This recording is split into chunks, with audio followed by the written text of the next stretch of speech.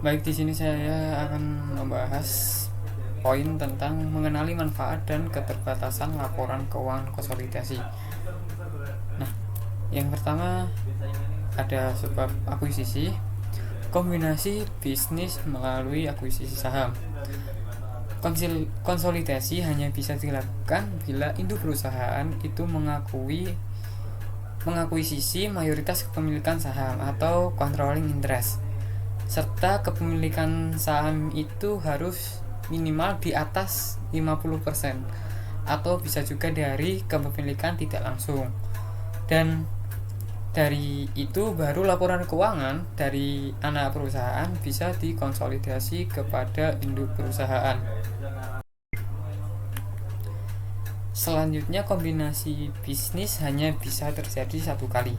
Jika konsolidasi sudah terjadi, maka dianggap sudah selesai. Namun jika kepemilikannya bertambah, maka hanya dianggap additional investment.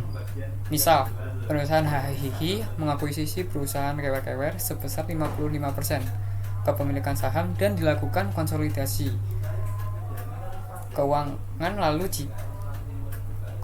keuangan.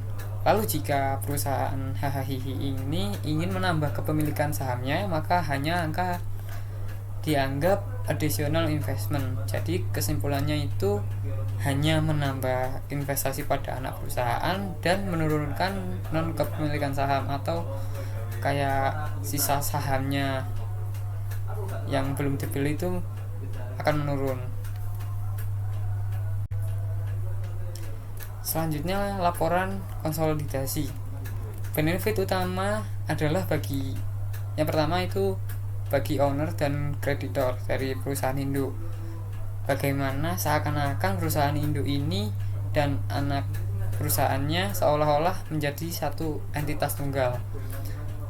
Lalu manfaat selanjutnya, kebalikannya dari tadi, laporan konsolidasi bukan ditunjukkan untuk owner dan kreditor dari anak perusahaan. Lalu poin manfaat selanjutnya adalah anak perusahaan menerbitkan laporan keuangan yang terpisah untuk menerbitkan laporan kepentingan pemilik dan krediturnya.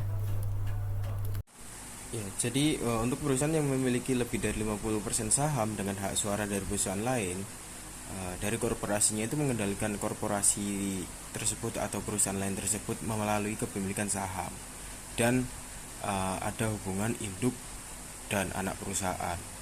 Kemudian jika terdapat hubungan induk dan anak perusahaan, maka perusahaan-perusahaan tersebut disebut sebagai perusahaan yang terafiliasi.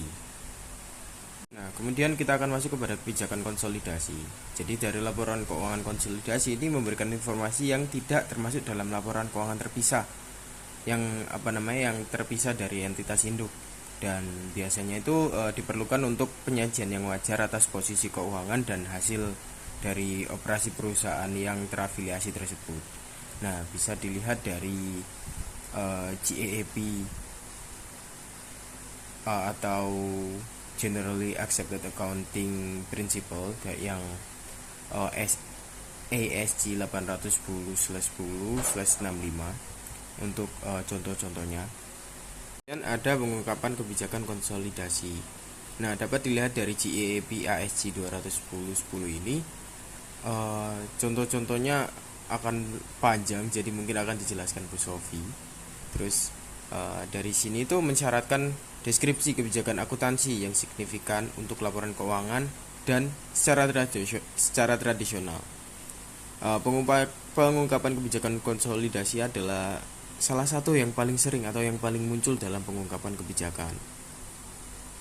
Kemudian entitas induk dengan entitas anak dengan periode fiskal yang berbeda. Nah, dari jika periode fiskal entitas induk dan anak berbeda, itu harus menyusun laporan konsolidasi pada akhir periode fiskal untuk entitas induk. Nah, jika perbedaan periode fiskal tidak lebih dari 3 bulan, biasanya dapat diterima untuk menggunakan laporan anak perusahaan untuk tahun fiskal konsolidasi dengan pengungkapan pengaruh dari peristiwa-peristiwa yang mengintervensi dan material yang mempengaruhi posisi keuangan atau hasil operasi. Membiayai akuisisi. Ada banyak cara yang tersedia untuk mendanai akuisisi. Bisa membayar tunai, menjual saham, saham yang telah diotorisasi, kemudian saham yang biasa yang sebelumnya tidak diterbitkan, kemudian bisa juga menerbitkan saham preference. Itu laporan keuangan yang dikonsolidasi pada tanggal dilakukannya akuisisi. Kemudian ada biasanya tuh di laporan keuangan konsolidasian itu udah ada disebutkan secara eksplisit harga dari eh, biaya akuisisinya. Namun kalau tidak ada disebutkan secara eksplisit, kita bisa pakai cara ini, acquisition price equal to book value equal to fair value. Nah, fair value sama book value-nya ini merupakan milik subsidiari atau milik anaknya. Jadi ada cara lain juga kalau misalnya masih belum tidak disebutkan secara eksplisit. Yang pertama ada direct cash payment. Ya, ini disebutkan secara eksplisit sih. Jadi acquisition price-nya itu adalah total dari uang yang dibayarkan untuk bagian dari saham dari anak perusahaan anak yang diakuisisi tadi. Kemudian yang kedua ada stock exchange atau equity issuance. Ini harganya itu kayak dibasiskan dari fair value dari jumlah saham yang diisukan untuk mengganti uh, saham subsidiari, saham si anak tadi.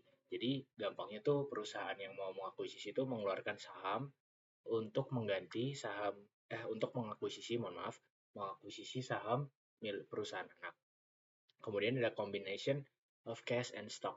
Jadi di sini harga akuisisinya itu sama dengan harga yang dibayar, cash yang dibayar ditambah fair value dari saham yang diisukan. Kemudian nomor 4 ada debt financing atau dibayar menggunakan bonds atau notes payable. Uh, Pembelian ini dilakukan dengan cara mengisukan hutang untuk subsidiari. Jadi harganya itu dibasiskan pada instrumen apa ya namanya? Kayak instrumen perutangan di, di, ya, dibasiskan pada nilai wajar instrumen hutang tersebut. Jadi misalnya kalau kita pakai uh, notes payable ya jadi berapa berapa harga notes payable-nya tersebut. Kemudian yang terakhir ada step acquisition. Uh, Step acquisition itu gampangnya tuh kayak orang tuh beli nggak 100%. Jadi orang tuh beli per tahap, per tahap, per tahap. Nah, pada tahap-tahapan ini cara menentukan harganya itu ialah kayak total harga di akhir kayak di akhir dia kan ada siap tahap-tahapnya. Nah, itu total di apa namanya di akhir tahap akuisisinya dia itu di sum apa namanya ditambahkan semua kemudian ketemulah harga itunya harga akuisisinya. Ada berikutnya ada contoh jurnal jika akuisisi itu sebesar 100%. Nah, di sini POP itu memperoleh 100% common stock-nya Son sebesar $80. Nilai ini itu sama dengan nilai buku dan nilai wajar. Jadi, di sini itu book value equal to fair value untuk aset bersihnya. Jadi, book value itu equal to fair value aset bersihnya. Di sini ada kas, akun-akunnya sendiri ada kas, other current assets, plan aset itu plan aset net, dan total asetnya 130. Kemudian ada accounts payable, untuk liabilitasnya sendiri mohon maaf ada akun payable, ada other current liabilities dan untuk ekuitasnya ada capital stock dan retained earnings. Dan untuk total liabilitas dan stockholder equity-nya sendiri ada 130. Nah, di sini kita itu harus untuk mencari menjurnal apa harga perolehannya sendiri. Di sini ada cost of acquisition sebesar 80 karena tadi udah disebutkan secara eksplisit dia itu memperoleh saham 100% sebesar $80. Maka di sini dikurangkan oleh 100% karena tadi book value itu sama seperti fair value. Di sini less 100% dari book value sama dengan $80 karena sudah disebutkan secara eksplisit. Jadi tidak ada pembayaran berlebih atau nggak ada goodwill atau gain on bargain purchase. Untuk melakukan konsolidasi sendiri kita itu harus mengeliminasi akun investasi POP dan akun modal saham dan retained earning-nya milik Son. Di next slide akan saya jelaskan. Jadi seperti yang saya bilang di slide sebelumnya, Di sini kita itu akan mengeliminasi akun modal sahamnya Son sama retained earning-nya. Nah, di sini untuk jurnal eliminasinya sendiri, kita itu harus menjurnal capital stock dan retained earnings yang berada di dalam yang berada di posisi debit. Nah, untuk counter akunnya sendiri yang berada di posisi kredit itu ada investment in Son. Nah, kalau harusnya mereka berdua itu antara capital stock retained earnings sama investment in Son itu kalau benar tuh balance. Kemudian di sini ada balance sheet. Ini sebelum dikonsolidasikan tuh kayak kepisah gini antara pop dan son, induk dan anak. Kemudian kalau dikonsolidasikan tuh tinggal ditambah. Jadi asetnya itu ditambah semua karena kita kan mau akuisisi perusahaan anaknya, perusahaan si son. Aset sama liabilitas itu ditambah semua. Namun bagian capital stock dan retained earning itu harus dieliminasi karena jika tidak dieliminasi kita itu akan kayak melakukan double pencatatan. Jadi aset-aset yang harusnya kita akuisisi itu kayak dicatat 2 kali. Jadi ya percuma aja. Jadi ketika sudah dieliminasi, kita itu untuk bagian capital stock dan retained earning kita taruh milik perusahaan induk. Di sini saya akan menjelaskan tentang nilai wajar pada tanggal perolehan, yang mana merujuk pada nilai aset dan liabilitas dan diperoleh atau diakui dalam kombinasi bisnis atau akuisisi berdasarkan standar akuntansi keuangan. Nilai wajar ini adalah harga yang akan diterima untuk menjual aset atau dibayar untuk mengalihkan liabilitas dalam transaksi yang teratur antara pelaku pasar dan pada tanggal pengukuran. Nah, penggunaan nilai wajar ini itu ketika suatu entitas induk mengakuisisi entitas anak, seluruh aset dan liabilitas entitas anak harus dicatat sebesar nilai wajarnya pada tanggal perolehan. Dan juga selisih antara harga perolehan dan nilai wajar aset neto yang diperoleh dapat menghasilkan goodwill, yaitu kelebihan, atau bargain purchase, yaitu kekurangan. Selanjutnya ini akan ada contoh kasusnya. Nah, selanjutnya pada contoh kasus, yaitu jika PT A mengakuisisi PT B seharga 5 miliar dan aset neto PT B memiliki nilai buku 4,5 miliar, tetapi nilai wajarnya setelah penyesuaian adalah 4,8 miliar, maka selisihnya itu 200 juta kan. Nah, 200 juta itu selisih antara 5 miliar dengan 4,8 miliar, yang mana akan diakui sebagai goodwill dalam laporan keuangan konsolidasi.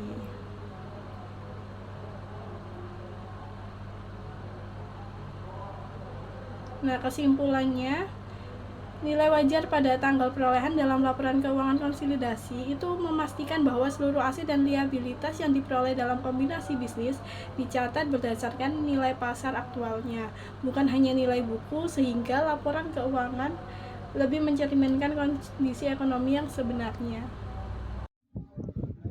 Oke, jadi kali ini saya akan membahas terkait non-controlling interest. Jadi non-controlling interest ini secara sederhana itu sebuah informasi yang muncul ketika perusahaan mengakuisisi sebagai saham pengendali kurang dari 100%.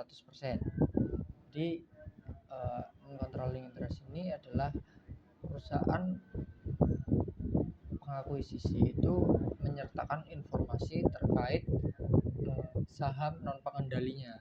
Nah, kalau kita mengacu pada GAAP terkait non controlling interest atau NCI ini, GAAP itu mengharuskan bahwa non controlling interest pada anak perusahaan harus ditampilkan dan diberi label dalam neraca konsolidasi sebagai komponen ekuitas yang terpisah. Selain itu juga pendapatan yang diatribusikan kepada non controlling interest bukan merupakan beban atau kerugian, melainkan pengurangan dari laba bersih konsolidasi untuk menghitung pendapatan yang diatribusikan kepada controlling interest atau perusahaan pengakuisisi. Selain itu juga kedua komponen laba bersih konsolidasi, laba bersih yang baik yang diatribusikan ke non controlling interest atau laba bersih yang diatribusikan ke controlling interest harus diungkapkan pada bagian laporan laba rugi konsolidasi. Seperti itu. Selain itu ada suatu poin yang perlu diperhatikan dalam penghitungan NCI atau non controlling interest ini. Jadi pada penghitungan non controlling interest, acuan yang digunakan adalah fair value nilai akuisisi. Nah, maksudnya gimana? Contohnya kayak gini. Misal ada perusahaan A mengakuisisi perusahaan B dengan harga $80.000 pada 80% keseluruhan saham. Nah, 80 dari nilai tersebut kan bisa kita asumsikan bahwa kalau perusahaan A mengakuisisi perusahaan B secara keseluruhan secara 100%, maka nilainya adalah 100.000. Nah, nilai 100.000 ini dinamakan implied value. Implied value sendiri cara menghitungnya adalah 80 harga pembelian dibagi persentase akuisisinya. Nah, karena di sini kalau mengakuisisi 100% adalah 100.000, maka di sini si perusahaan A hanya mengakuisisi 80%. Nah, jadi NCI-nya di sini adalah 100.000 dikurangi 80.000, maka hasilnya adalah 20.000. Jadi kepemilikan saham minoritas di sini adalah sebesar 20.000. Jadi yang diakui sebagai NCI ini adalah 20.000 tersebut. Oke, jadi kali ini kita akan fokus pada contoh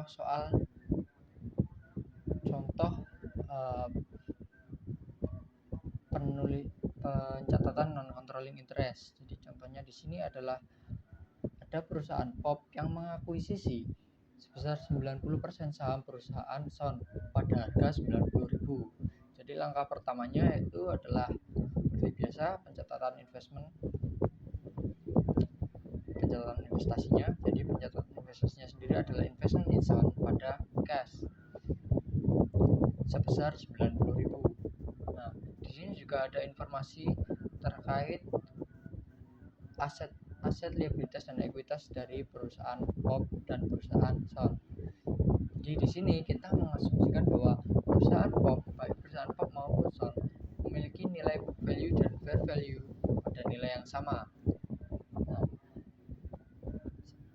untuk selanjutnya kita akan menghitung nilai NCI-nya.